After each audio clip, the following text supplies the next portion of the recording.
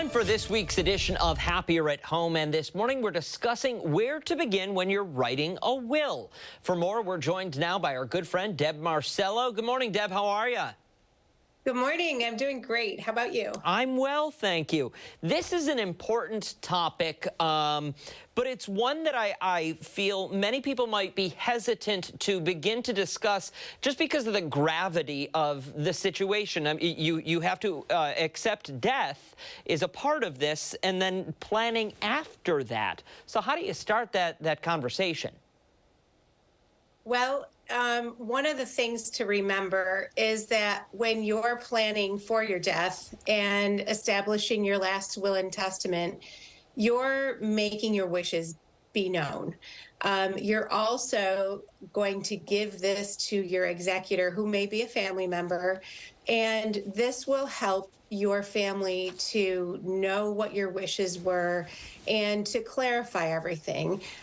When people die, it's unfortunate, but a lot of times families start clashing.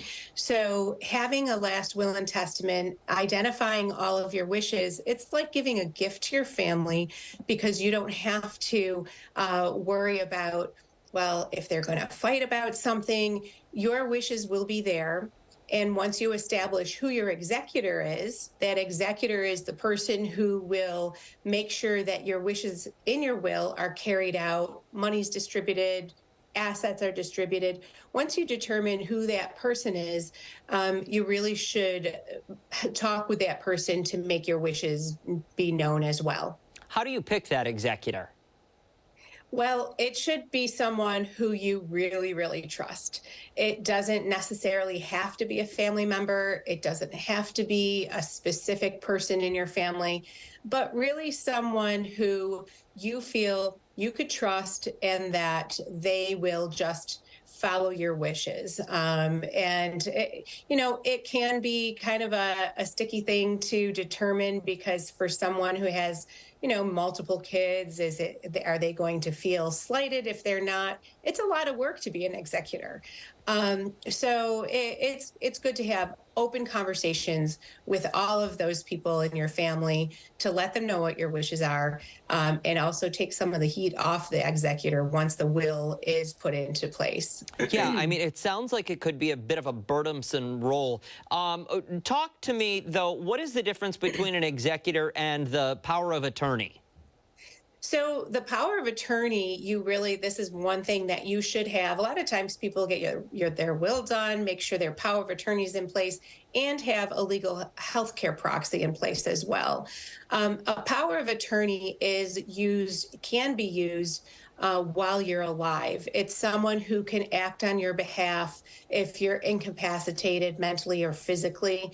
So it's always a great idea to have a power of attorney. Make sure that that power of attorney knows that that's who you chose. They do have to sign paper identifying that or acknowledging it, and having copies of that power of attorney for that person to use in case they need to help you pay your bills, or maybe if there are things having to do with hospitalizations, making different decisions on your behalf, they should have that legal power of attorney as well.